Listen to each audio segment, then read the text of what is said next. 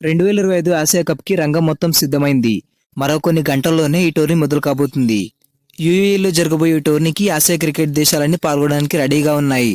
అంటే ఆతిథ్య దేశమైన యూఏఈతో పాటుగా భారత్, పాకిస్తాన్, ఒమన్, శ్రీలంక, బంగ్లాదేశ్, ఆఫ్ఘనిస్తాన్, హాంకాంగ్లు బరిలోకి దిగేందుకు రెడీగా ఉన్నాయి.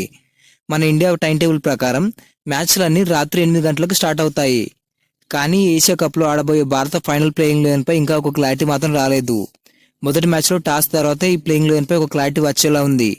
లేటెస్ట్ అప్డేట్స్ ప్రకారం ఈ జట్టులో కొన్ని కీలక మార్పులు జరిగే అవకాశాలు మాత్రం పుష్కలంగా కనిపిస్తున్నాయి.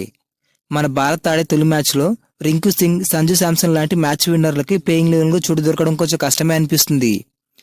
మనకు వచ్చిన కొన్ని అప్డేట్స్ ప్రకారం వైస్ కెప్టెన్గా ఎంపికైన శుభ్మాన్ గిల్ ప్లేయింగ్ 11లోకి రావడం వల్ల Kerala star wicket keeper batter అయిన సంజు శాంసన్కి చోటు దక్కకపోవచ్చు. ఇది సంజుకు మాత్రం పెద్ద అన్యాయమే. ఈ తొలి మ్యాచ్లో అభిషేక్ శర్మ మరో ఓపెనర్గా బరిలోకి దిగుతాడు. దీంతో లెఫ్ట్ అండ్ రైట్ కాంబినేషన్లో ఓపెనింగ్ చాలా స్ట్రాంగ్గా ఉండబోతుంది.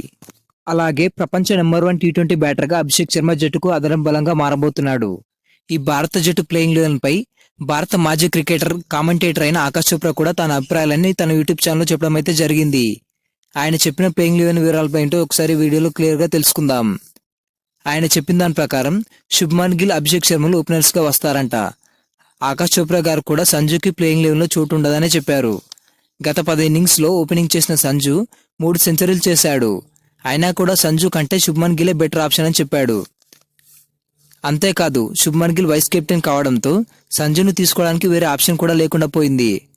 3వ స్థానంలో తిలక్ వర్మ కొనసాగుతాడు. సూర్యకుమార్ యాదవ్, హార్దిక్ పాండ్యా, జితేష్ శర్మ, శివన్ దుబేలు మిడిల్ ఆర్డర్లో ఆడతారని అంచనా వేశాడు. లెఫ్ట్ హ్యాండర్ కావాలనుకుంటే శివన్ దుబేని ఇంకాస్త ముందుగా బ్యాటింగ్కి రావచ్చు. అలాగే స్పిన్ ఆల్రౌండర్ అయిన అక్షర్ పటేల్ 8వ స్థానంలో బ్యాటింగ్కి రావాలి. అలా చేస్తే టీమిండియాకి బ్యాటింగ్ డెప్త్ ఉంటుంది. అవసరమైతే అక్షర్ పటేల్తో పవర్ ప్లేలో కూడా బౌలింగ్ చేయించవచ్చు.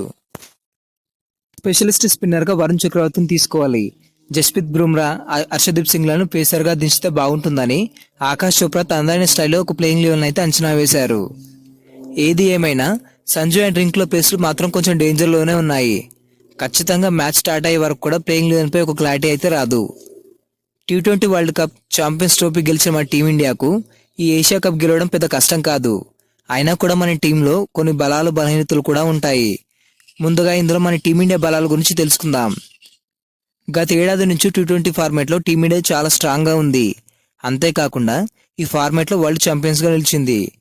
ఫియర్లెస్ గేమ్ ప్లాన్తో, విధ్వంసకర బ్యాటింగ్తో రాణిస్తూ 250+ రన్స్ చేసింది. యూఏఈలో పిచ్లు చాలా కఠినంగా, బ్యాటింగ్ చేయడానికి ఇబ్బందిగా ఉంటాయి.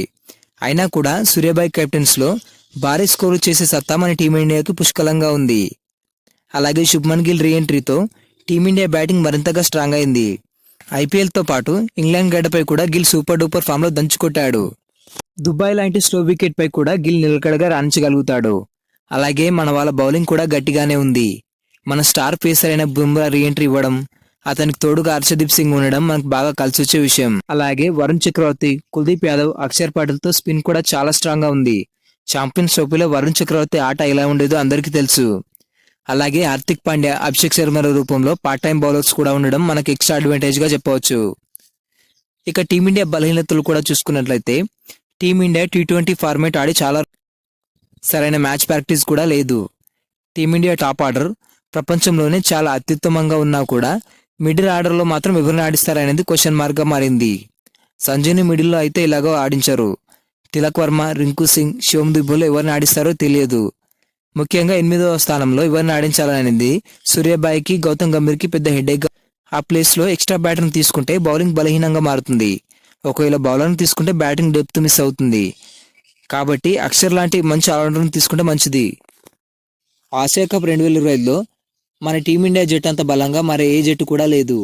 ఈ టోర్నీలో భారత్ తోడాలంటే ఒక అద్భుతమే జరగాలి. ఎటువంటి పొరపాటు లేకుండా అటాకింగ్ బ్యాటింగ్తో సునాయాసంగా టైటిల్ని గెలవచ్చు. ఈ వీడియో నచ్చినట్లయితే లైక్ చేయండి. మరిన్ని అప్డేట్స్ కోసం మన ఛానల్ని సబ్స్క్రైబ్ చేసుకోండి.